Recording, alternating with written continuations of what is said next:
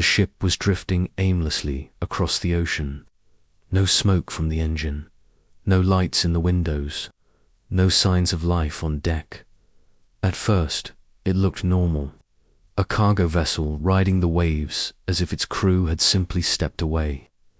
But when rescuers climbed aboard, the silence felt wrong. The first body was lying near the bow, a man in uniform. His eyes were wide open, his mouth stretched as if he had been screaming. But there was no wound, no blood, no sign of a struggle. His hands were raised in front of him, fingers stiff and frozen, like he had tried to push something away. They moved deeper into the ship, another body, then another. Men were scattered across the deck and inside the corridors. Some were slumped against walls. Some lay flat on their backs, staring upward. Others were twisted in strange positions, arms locked mid-motion. Every single face showed the same expression, pure terror. Not one of them had any visible injuries. No burns, no bullet holes, no signs of poisoning, just lifeless bodies, frozen as if death had come in a single instant. The air was thick and heavy. Several of the rescuers said it felt unnaturally cold, as if the ship itself had gone dead. They reached the bridge. The captain was still at his post. One hand rested on the wheel. The other pointed toward the horizon. His eyes were wide, his mouth open, like he had seen something moments before dying. Nearby lay the ship's dog, dead. Its teeth were bared in a snarl. Even the animal looked terrified. No storm damage, no fire, no wreckage. The Ourang Medan was perfectly intact, yet every living thing on board was dead. Then something strange happened. As the rescue crew prepared to tow the ship to shore, smoke began rising from below deck. Moments later, an explosion tore through the vessel. The Ourang Medan burst into flames and sank beneath the ocean, taking every clue with it.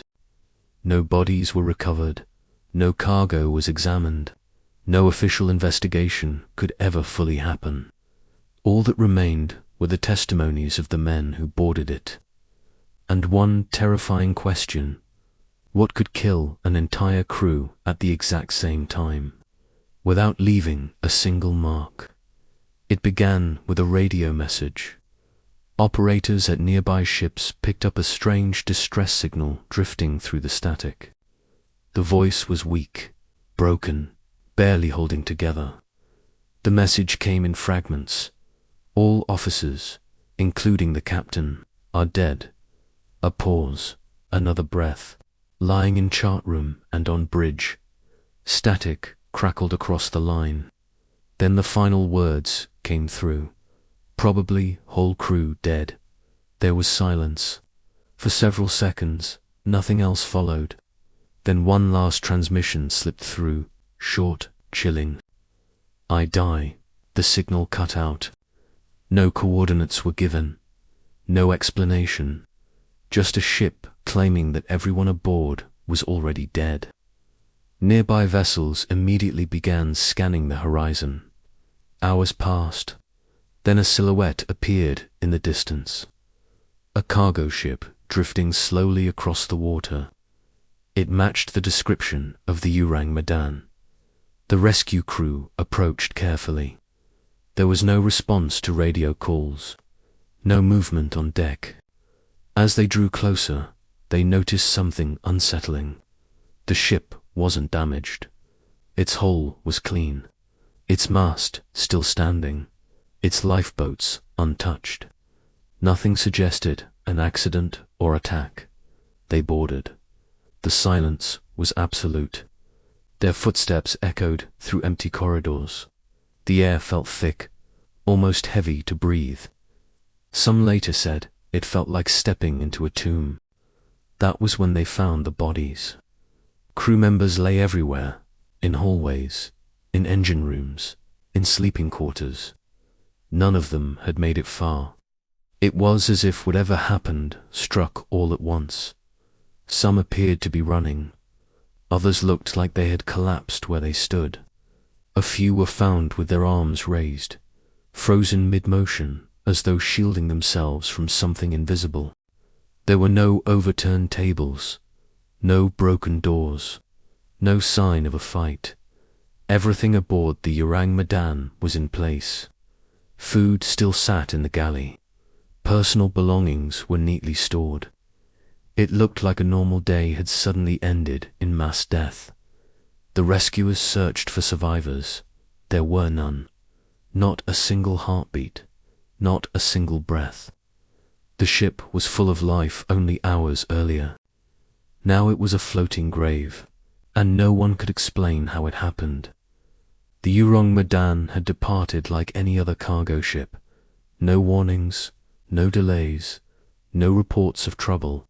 It was believed to be traveling through the waters between Southeast Asia and the Pacific, carrying a mysterious shipment in its hold. The crew was experienced. The captain had made the route many times before. There was nothing about the journey that suggested danger. Weather reports showed calm seas, no storms, no unusual conditions. For days, the ship moved normally. Other vessels in the area reported no emergencies, no radio calls, no signs of distress. Then, without warning, the transmission came through.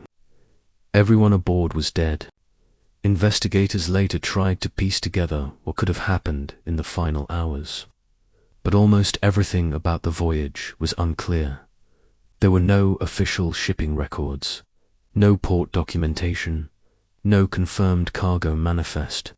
Even the ship's registration was difficult to trace. Some authorities couldn't find proof that a vessel named Ourang Medan had ever officially existed. Yet multiple crews had seen it, and several sailors had boarded it. The ship was real, but its history seemed to vanish the moment people tried to investigate it. This alone raised suspicion. Cargo ships were carefully logged, their movements tracked, but the Ourang Medan appeared in no reliable databases. It was as if it had come from nowhere, then disappeared again beneath the sea. The lack of records led to uncomfortable questions. Was the ship operating illegally? Was it transporting something it wasn't supposed to? And if so, could whatever it was carrying have caused the deaths? Because one thing became clear.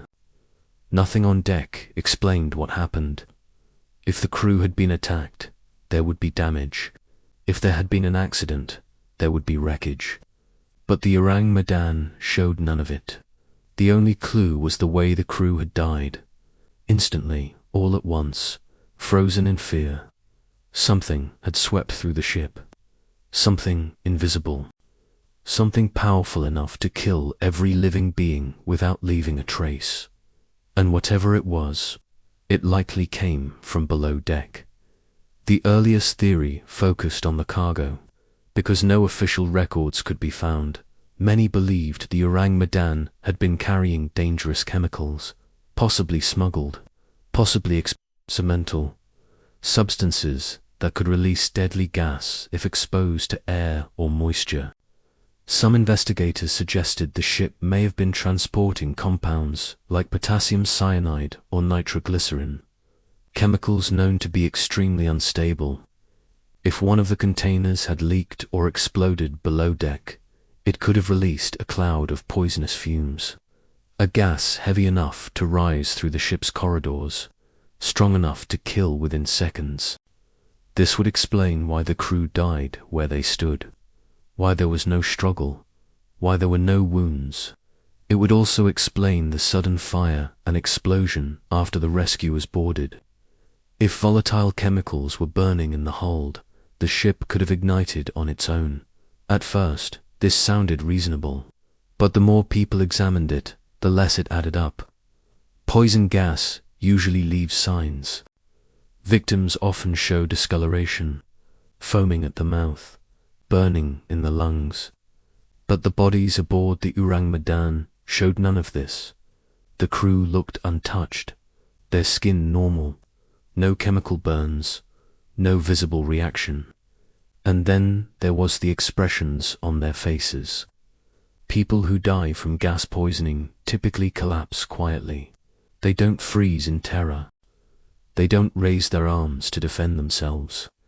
The crew of the Ourang Medan looked like they had seen something frightening enough to make them instinctively recoil.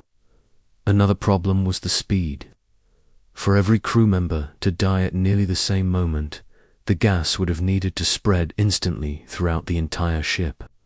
Cargo holds, sleeping quarters, bridge, engine room. That kind of uniform exposure is extremely unlikely. Someone would have survived longer. Someone would have managed to send a clearer distress call. But the final transmission was brief, as if the person speaking was already dying. Whatever happened didn't unfold slowly. It struck fast, and completely. The chemical theory also didn't explain the cold temperature witnesses described.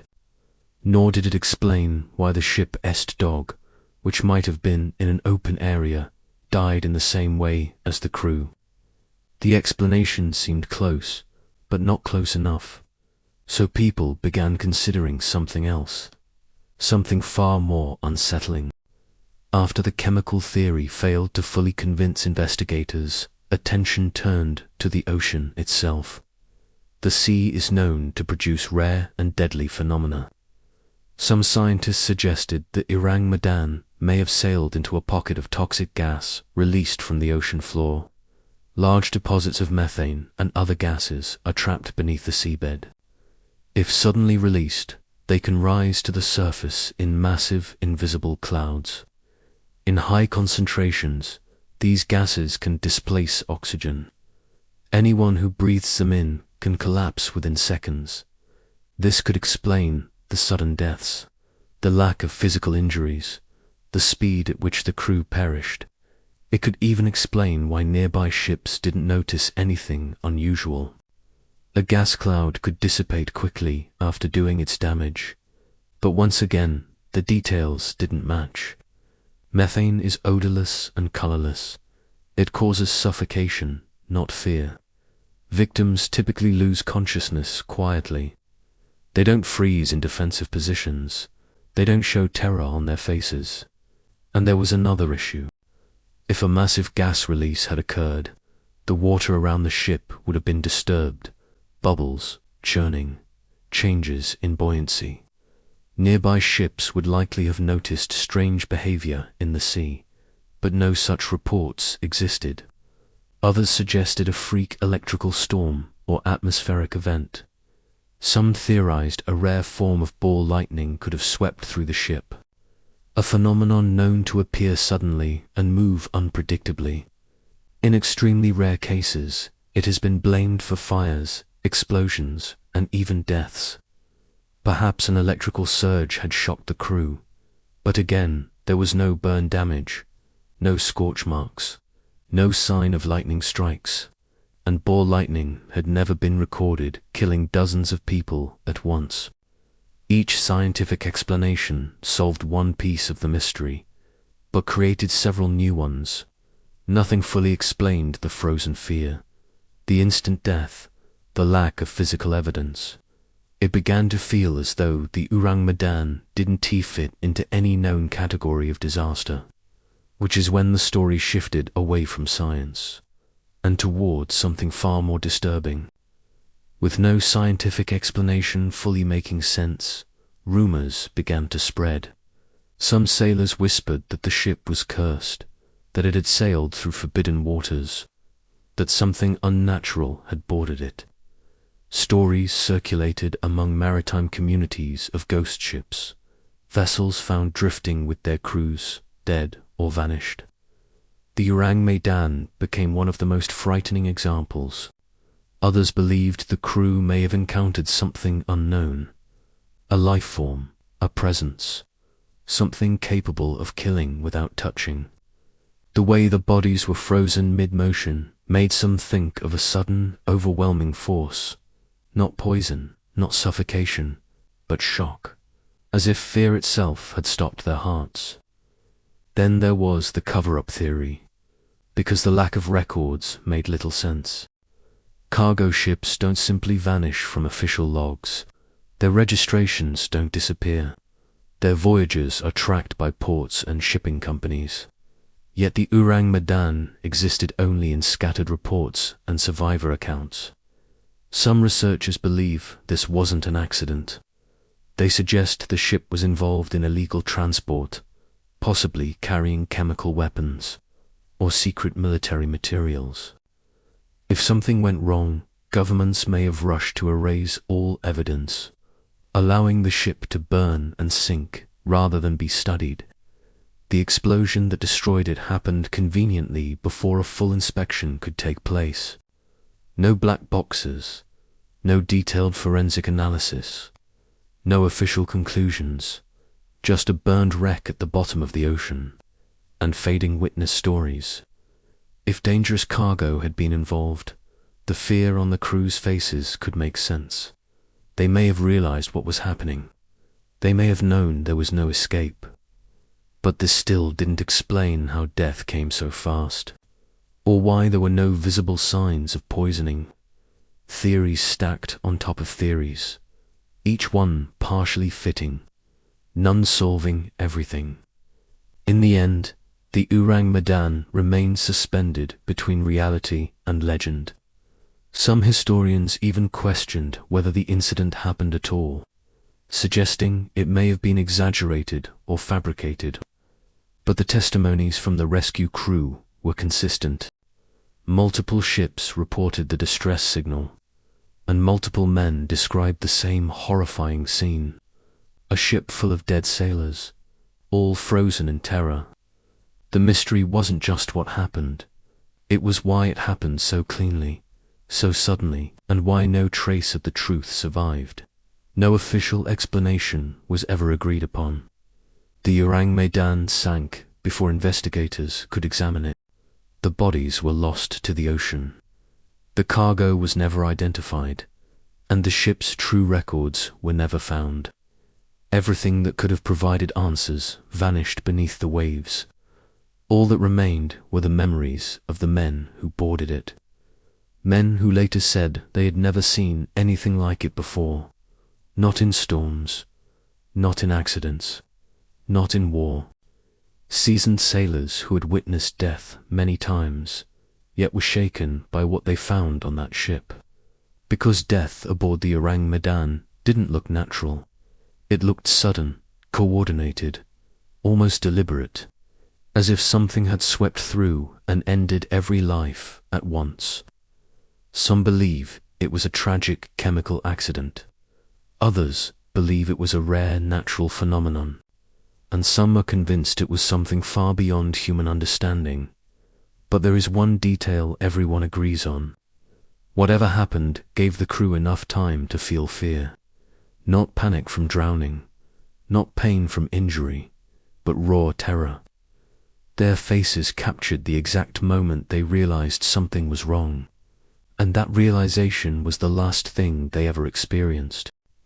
Somewhere beneath the ocean, the remains of the Ourang Medan still rest in darkness, if the wreck still exists at all, along with whatever truth went down with it. A ship that arrived full of dead men, with no visible cause, no survivors, and no answers. And to this day, no one knows what truly happened aboard the Ourang Medan.